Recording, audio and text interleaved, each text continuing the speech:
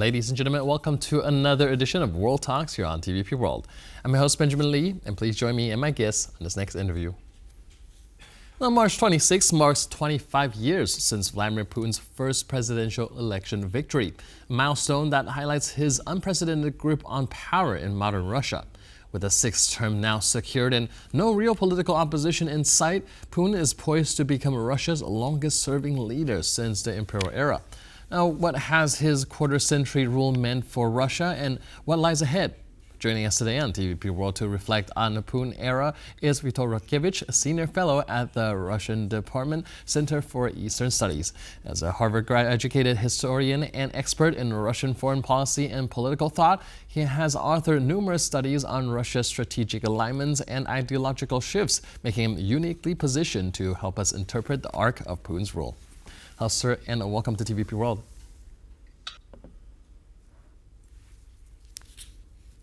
Hello.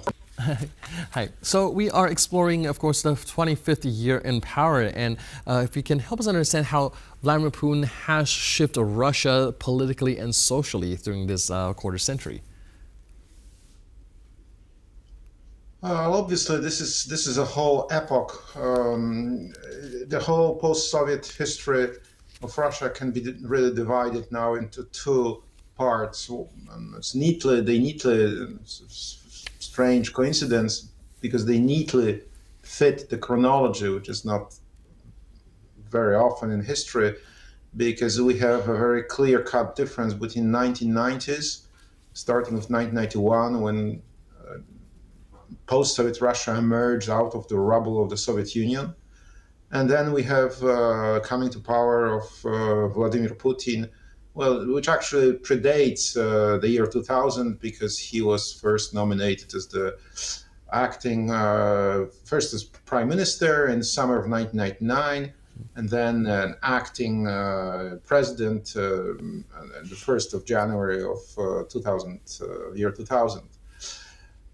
You mentioned elections, but one of the things that are sort of fundamental features of this story and of Russia, post-Soviet Russia, is the way that the Russian elites basically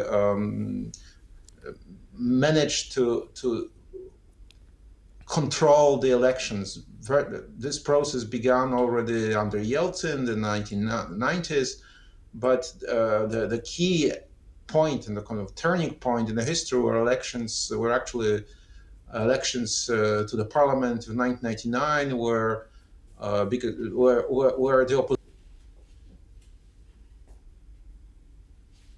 opposition to the current and making a foregone conclusion the presidential so-called election in the year 2000, where Putin was clearly a candidate that had all the cards in his hands, all the trumps, and really the opposition had no chance to win. So this was not really an election that was won, fair. It was already manipulated. There are a lot of elements to this manipulation. So it's kind of electoral dictatorship, one might say. A dictatorship that for a long time, still maintains the facade of electoral democracy and electoral legitimacy, but in fact, it's nothing of a sort. Most of these institutions, democratic institutions, are simply facades. Right. So that was actually the main input, sort of historical input of President Putin. That it is under his hand, under his stewardship, that this process was completed, and this was his team of advisors and his associates who organized this 1999 December elections, and then continued to increase the degree by which the executive power had control over the election process, and kind of made the elections into a completely sham procedure. Right, like you mentioned, there's no real elections taking place in Russia. Even looking at the 2024 again, so-called election where there's no real opposition. And how do you think Putin has been able to maintain such an unchallenged dominance with, well, there must be some discontent for anyone else thinking that, well, there's no true path to being governance as long as Putin has such a strong grip on the whole institution? Well, I think the secret is in the role that in his regime was played and is played by the so-called siloviki, people from the former political police of the Soviet Union, KGB, which was slightly reformed in the beginning of the 90s, but really not broken. And this kind of this group saw itself as a kind of backbone of the new Russia, and they followed the kind of self-assigned mission to save the Russian state from its post-Soviet collapse. Of course, there was a lot of self-serving element in this thinking, and of course, but this also included the participation in this free-for-all that was Russia in terms of acquisition and control of economic assets, former state assets of the Soviet Union. So this elite did quite well for itself, and basically managed to establish a system in which it really became a real new ruling class, a kind of a state, I would say, not even a class, but an state. And this is the power basis of Putin, and he is also a kind of a good representative of Russian political culture. You mentioned here that this must have his power must have must have provoked opposition, but in fact, it's just the opposite. Yes, there was some opposition, but I think the key players are wedded to the traditional political culture in Russia, which praises, which puts a premium on stability and sees this kind of authoritarian rule as a necessary condition for the survival and for the elite to play its role, to draw its advantages, to control the society, to be completely unaccountable, to enjoy, living high on the hog, and to basically exploit the resources of the country and the population. How do you see this end? Because Putin is no spring chicken, and a 75-year-old, I think. Do you think that there is anyone that could realistically succeed him with this whole power structure built around him and his elites? Is there any future plans? Well, this is again, we come back to the fundamental weakness of this model of rule. Traditionally, in the Russian system, the issue of succession was a problem. The point is that you cannot appoint, you cannot prepare, you cannot groom a successor, because by that you undermine your own position. You can never be sure that the successor is not going to try to succeed you earlier than you wanted.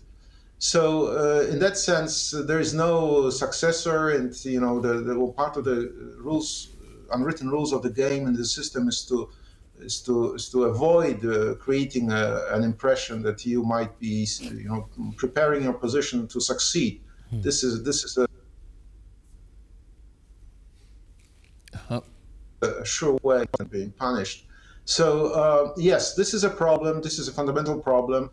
The Russian elite dealt with it actually quite well in '99, and Putin was actually was anointed by the previous administration to be a successor.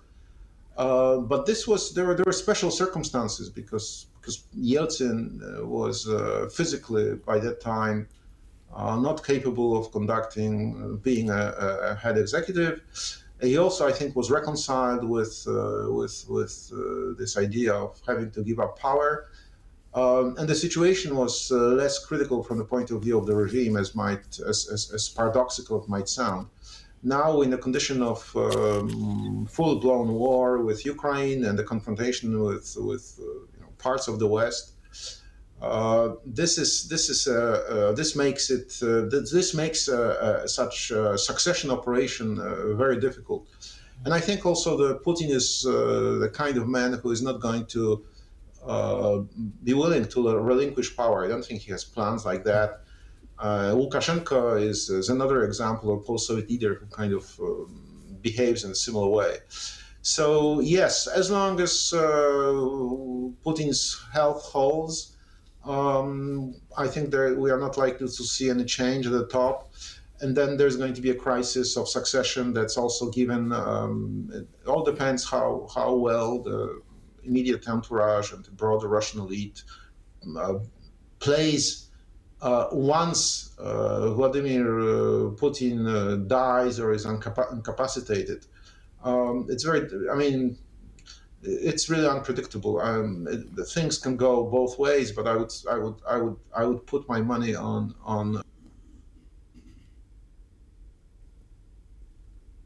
No, we are narrow elite and the kind of possibility that the system is going to go through a period of crisis, and this also offers an opportunity for those who would want Russia to move into a more democratic. Let's not have any illusions, not fully democratic, but somewhat more pluralistic political system with various clans playing an independent role and being more autonomous and not being dependent on the Kremlin.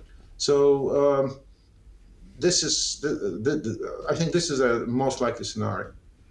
Thank you so much, sir. I really appreciate your input and insight. And thanks for being with us on TVP World. Thank you. It's always a pleasure. Cheers. And thank you for tuning into this edition of World Talks. Before more news, update, and commentary, please stay tuned to TVP World.